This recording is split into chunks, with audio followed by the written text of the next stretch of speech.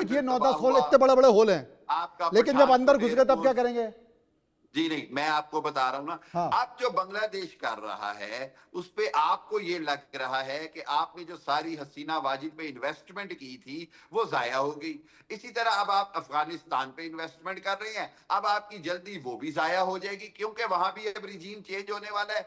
एक बार फिर पाकिस्तान इंशाल्लाह वहां पर आप देखिएगा कि हमारे दोस्त जो हैं वही आ जाएंगे ताकत में। अगली बात भी सुन लें, अब इंडिया जो कोशिश कर रहा है कि वहां से अपना दोबारा से जो कुछ रॉ के जरिए जो पाकिस्तान में टेररिज्म ला रहा है, पाकिस्तान ने चुनौती दे दी कि हम एक एक को चुन चुन कर मारेंगे जो भी आएगा पाकिस्तान, चाहे वो इंडिया के रास्ते से आना चाहे या अफगानिस्तान के रास्ते से, कोई भी टेररिज्म पाकिस्तान बर्दाश्त नहीं करेगा। इसलिए मैं कहता हूं कि मुनीर जो है वो अब आपके लिए डरौना ख्वाब बन गया है। हामिद साहब, आपकी भारत माए अपने जिसका बच्चों दोस्त को होता है, भारत जी जी जिसका दोस्त होता है, सीना ठोक के उसकी मदद करता है। देखिए जी नहीं, शेख भारत हसीना, जिसके रे सुन साथ, लीजिए जनाब, जनाब सुन लीजिए, भारत जिसको शेख मरवाना हसीना और चाहता भारत है। के रिश्ते अच्छे थे।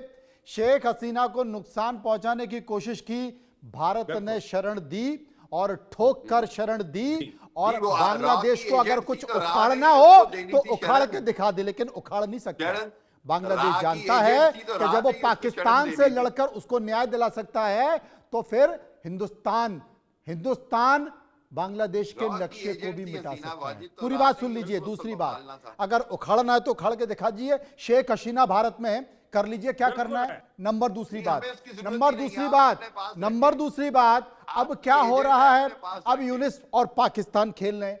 क्यों खेल रहे हैं? क्योंकि दोनों का दुख दर्द एक ही है कि चलो भाई दोनों मिलकर कुछ करने की कोशिश करते हैं, प्रयास भी कर रहे हैं, आपको डर लग सफल रहा है नहीं ना, हो पा रहे हैं आपको ज्यादा डर क्योंकि लग रहा है आर्थिक ना। मोर्चे पर भारत बढ़ रहा है लगातार। हमारा डिफेंस सेक्टर अगर आप देखेंगे ना, भारत के डिफेंस सेक्टर, उसकी आत्मनिर्भरता को देखकर आप अपना बजट बना रहे हैं।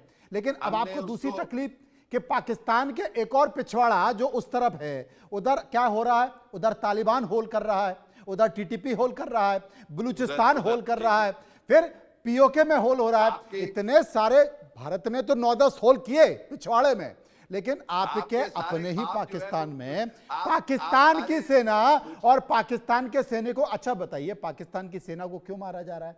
पाकिस्तान के सैनिकों को क्यों बलूचिस्तान मार रहे हैं? क्यों तालिबान के लड़ाके मार रहे हैं? क्यों टीटीपी हमला कर रहा है? मुझे बता दीजिए। देखें, हमने सारा सफाया किया हुआ है, हम सफाया कर रहे हैं इंडिया के रॉ एजेंट्स का। जो जो रॉ एजेंट, चाहे वो बलूचिस्तान में हो, चाहे अरे वो इससे टीटीपी तालिबान की को शक्ल तो में आप हो, ही ने पाला है, उसका इससे सफाया। तालिबान की तो आप ही ने मदद की है।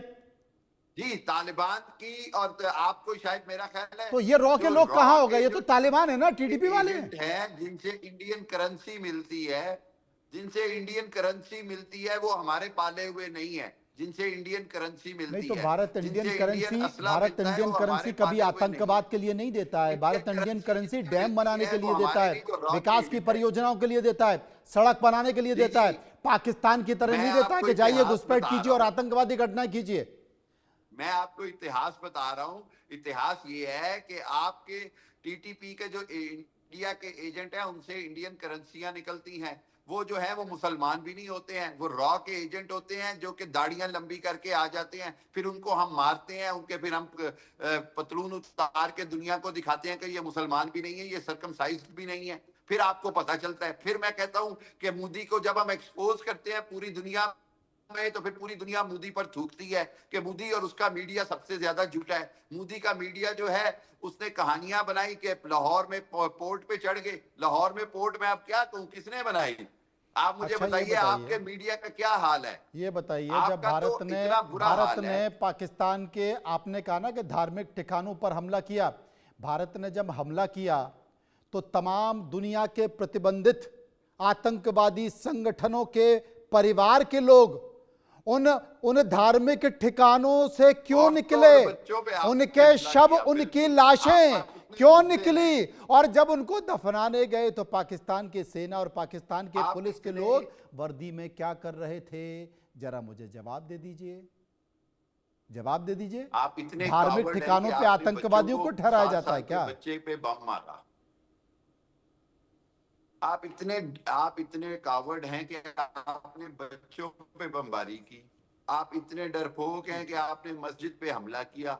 आपने मदरसे पे हमने हमला मस्जिद किया, पर हमला आपके किया तो अंदर जुर्म मस्जिद थी से कि निकला हमारे क्या? किसी आदमी की अरे भाई, जगह पे दफनाने हमला तो कर आप दे। ही लोग गए थे आपने ना, तो वहां हमला किया जहां पे चीख चीख औरतें के। थी, सिविलियन थे, इनोसेंट जैश थे, ए मोहम्मद, बूढ़े थे, लश्कर के बच्चे थे। आतंकवादियों ने कहा कि सब परिवार आपको बर्बाद कर दिया आपको मेरा, तो शर्म आनी मेरी चाहिए। मेरी पत्नी मार डाली, मेरे परिवार के लोग मार डाले। तो धार्मिक, आपके जो धार्मिक संस्थान हैं, धार्मिक अड्डे हैं, क्या उनमें आतंकवादी और आतंकवादियों के परिवार के लोगों को रखा जाता है क्या? पूछना चाहता हूं आपसे। चले गए, क्या हुआ, होल हो गया सिवाज साहब? हाँ बिल्कुल होल हो मनोज। गया लगता है, चले गए, हाँ देखो झेल नहीं मनोज, पाए। सच्चाई यह है कि सच्चाई नहीं फेस कर सकते। हाँ, ये जो पाकिस्तान के बिकाऊ आपके सामने आते हैं बोलने के लिए, क्योंकि इनको एक स्क्रिप्ट दी हुई आईएसआई ने, वो उसी के तहत बोलते हैं। डर है उनको, खौफ है, अगर सच्चाई बोल दी तो कहीं ना कहीं उनको रात को उठा लिया जाएगा।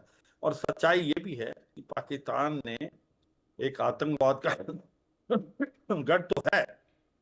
जो चंद एक बातें बताने की कोशिश कर रहे थे, मैं उनको ये बताऊंगा कि जब इनके ऊपर हमला हुआ था, इनके 9 टेरर इंफ्रास्ट्रक्चर बर्बाद हुए थे मुदिरका, भावलपुर और मुजफ्फराबाद में, तो वहां 150 से करीब आतंकवादी मारे गए थे। उनको दफनाने के लिए पुलिस आई, फौज आई, और उसके बाद डर देखो कितना है। आज उन्होंने उनको शिफ्ट कर दिया 200 किलोमीटर वेस्ट की तरफ। अब उनको ये नहीं समझ आ रही कि तालिबान उधर से मार रहा है, तालिबान के अफगानिस्तान तो जाए कहाँ। ये भी सच्चाई है कि जो अगर 100 टॉप टेररिस्ट है वर्ल्ड के, उसमें से 87 पाकिस्तान से बिलोंग करते हैं या पाकिस्तान से रूट है उनकी। तो ये तो पाकिस्तान का ट्रैक रिकॉर्ड है। ये जो तालिबान के टीटीपी है, ये इनके मदरसा में पढ़े थे। और ये तालिबान जो है अभी अफगानिस्तान में, वो भी तो पाकिस्तान में ही पले पोषे हैं। तो पाकिस्तान तो पैदा करता है आतंकवाद, वो एक ही चीज एक्सपोर्ट कर सकता है, आतंकवाद। वैसे इकोनॉमिकली क्यों टूटने को तैयार है? क्योंकि उसने आज तक अपनी इंफ्रास्ट्रक्चर डेवलपमेंट की नहीं, अपने इकोनॉमी का ध्यान दिया नहीं। वहां पर इंडस्ट्री तो है नहीं, एक ही इंडस्ट्री है, वो टेररिज्म की है उनकी। आप आज की तारीख में मनोज, उनकी इकोनॉमिक हालात देखें, $4.5 बिलियन करीब उनका एक का फॉरेन रिजर्व है, 15 दिन का इंपोर्ट नहीं दे सकता। उसके बाद इनकी जो इन्वेस्टमेंट थी, जो फॉरेन इन्वेस्टमेंट थी, वो सब भाग गए हैं डर के मारे, क्योंकि लॉ एंड ऑर्डर की सिचुएशन बड़ी खराब है। इंपोर्ट बढ़ता जा रहा है। इनकी टेक्सटाइल इंडस्ट्री कुछ एक्सपोर्ट करती थी, वो भी ठप पड़ी है क्योंकि बिजली पानी नहीं है। तो पाकिस्तान की हालात इतनी है। वो क्या कह रहे हैं अभी जो डोनाल्ड ट्रंप को, कि भाई साहब आप आए, पासनी का जो आइलैंड है वो ले लें, हमारे से बेसिस ले लें, हम आपको जो ये क्रिटिकल मिनरल्स है उसको देंगे। वो है नहीं इनके पास, वो पता नहीं चोरी करके लेके आए। और वो कह रहे हैं कि हम यहाँ पर क्रिप्टो करेंसी का भी आपके साथ समझौता करेंगे। तो पाकिस्तान बिकाऊ है। पाकिस्तान अपने फायदे के लिए कुछ भी कर सकता है। तो कुछ अमेरिका भी कर सकता का है। और लाडला हो पाकिस्तान गया की है। सरकार में जो बैठे हैं सेना के जो मुखिया हैं मुनीर, वो सोच रहे हैं कि जो भी कुछ है बेच बाच के अलग करो, पैसा लेके अलग करो, पता नहीं पाकिस्तान का क्या होगा। यहाँ की जनता कभी भी तख्ता पलट कर देगी। और वहाँ पर जो सेना है, सेना में भी मुनीर को लेकर विद्रोह की स्थिति बनी हुई है। हमने 2 सवाल और पूछे अपने दर्शकों से। एक और सवाल हमने पूछा, क्या हाल के वर्षों में एशियाई देशों में फैले अशांति का जिम्मेदार पाकिस्तान है? अब यहाँ पर लोगों की राय निकल कर आई। करीब 87% लोगों ने कहा हाँ, 8% लोगों ने कहा ना, 5% कुछ भी कहना नहीं चाहते थे। सर्वे का एक और सवाल हमने पूछा, पाकिस्तान और बांग्लादेश की भारत विरोधी एकजुटता पर आपकी राय। 47% लोगों ने कहा भारत का सख्त रुख है, 13% लोगों ने कहा अंतर्राष्ट्रीय संगठन हस्तक्षेप करना चाहिए, और 32% लोग मुनीर और यूनिस की आतंकी चाल बता रहे थे। 8% लोग इस पर कुछ भी कहना नहीं चाहते। सिवाज साहब मेरे साथ मौजूद हैं। सिवाज साहब, एक तो ये पूरा जो रायता है, ये रायता किसी और ने नहीं, ट्रंप ने फैलाया है, क्योंकि उन्होंने इसकी शुरुआत की। उनके बयान से पाकिस्तान की हिम्मत पड़ी। जिस पाकिस्तान की बोलने की हिम्मत नहीं पड़ती, वो पाकिस्तान अब बोल बोल के माहौल बनाने की कोशिश कर रहा है। दूसरी चीज, अभी कुछ घंटे पुरानी बात है, वो देश के प्रधानमंत्री मोदी की तारीफ भी कर रहे हैं, और पीएम शाहबाज से कहते हैं कि साहब ये एक महान प्रधानमंत्री है, क्योंकि इनके पास एक ग्रेट फाइटर है, और वो ग्रेट फाइटर है आसिम मुनीर। वो आसिम मुनीर जिसे भारत ने पीटा, भारत ने उनके घर में घुसकर हमला किया। लेकिन ट्रंप के इस तरह के स्टेटमेंट कहीं ना कहीं पाकिस्तान को मजबूत करते हैं, पाकिस्तान की जो जो सरकार है, जो सेना है, उनके हौसले बुलंद करते हैं, उस देश के, उस सेना के हौसले बुलंद करते हैं, उस आईएसआई के हौसले बुलंद करते हैं जो आतंकवाद के खून से जिनके हाथ रंगे हुए। और अमेरिका पर जब हमला हुआ तो उसका भी सबसे बड़ा आतंकी ओसामा बिन लादेन, पूरे दुनिया में उसने छुपने की कोशिश की, लेकिन उसको सबसे सुरक्षित जगह आतंकवादियों की पाकिस्तान मिली और आखिरकार अमेरिका ने उसे वहीं से पकड़ा। उस पाकिस्तान के लोगों की तारीफ ट्रंप करते हैं। देखो सच्चाई ये मनोज, ट्रंप जो है एक ट्रांजिशनल लीडर है। वो बिजनेसमैन ज्यादा है और एक प्रकार प्रेसिडेंट कम है। वो अपने देश का फायदा देखते हैं और वो कुछ भी कह सकते हैं। ये सच्चाई वही है जो ट्रंप 1.0 में उसने पाकिस्तान को बोला था कि इन्होंने हमारा मूर्ख बनाया। $33 बिलियन जो आज तक हमारे से मदद ली, उसका आधा पैसा ये तालिबान को दे देते रहे जो कि हमके साथ लड़ रहा था। तो अभी जो सच्चाई आपने पेश किया कि उसको क्या चाहिए, वो पाकिस्तान आज उसके लिए लाडला क्यों होगा। जैसे मैंने बताया कि क्रिप्टो करेंसी में उसका बिजनेस का एक प्रकार फैमिली इन्वॉल्व है। वो चाहता है कि क्रिप्टो करेंसी का बिजनेस पाकिस्तान के साथ करे। जो क्रिटिकल मिनरल्स है उसकी बात हो रही है। सबसे इंपॉर्टेंट चीज जो है, पासनी एक आइलैंड है, वो देने को तैयार है पाकिस्तान। पाकिस्तान ने अपनी बेसिस खोल दी है। देखो जब अल जवाहिरी अल कायदा का लीडर मारा गया था काबुल के अंदर 2-3 साल पहले, तो वहां से ड्रोन कहां से उड़े थे, जो वो भी पाकिस्तान से उड़े थे, क्योंकि पाकिस्तान बेस देता है। अब वो कहता बागराम अगर आपको एयरफील्ड चाहिए तो पाकिस्तान दलाली करेगा तालिबान गवर्नमेंट के साथ। तो पाकिस्तान आज अमेरिका का लाडला इसलिए होगा कि अभी लगता है डोनाल्ड ट्रंप को कि मैं पाकिस्तान का इस्तेमाल कर सकता हूं क्योंकि ये बिकाऊ है।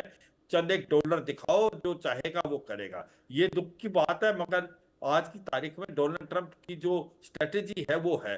उसको ये समझ नहीं आया डोनाल्ड ट्रंप को कि जो भारत एक उसका नेचुरल अलाई है, आज वो उसको जी घुमा रहा है और वो जी आज वो नोट करेगा। मैं कहता हूं आने वाले कुछ एक टाइम में जी। जो डोनाल्ड ट्रंप इसको रियलाइज करेंगे कि उसकी ये जो फॉरेन पॉलिसी थी एक बहुत गलत थी। भारत जैसा देश और इस बात का जो कि विरोध, और इस बात का विरोध हम देख रहे हैं सिवात साहब कि खुद अमेरिका में भी हो रहा है। अमेरिका में बड़े पैमाने पर इसका विरोध हो रहा है और हो सकता है कि आने वाले समय में ट्रंप को इसका खामियाजा भुगतना पड़े। बहुत बहुत शुक्रिया करेंगे आपका जो विस्तार से मेरे साथ इस चर्चा में मौजूद रहे। आइए अब नजर डालते हैं कुछ तेज रफ्तार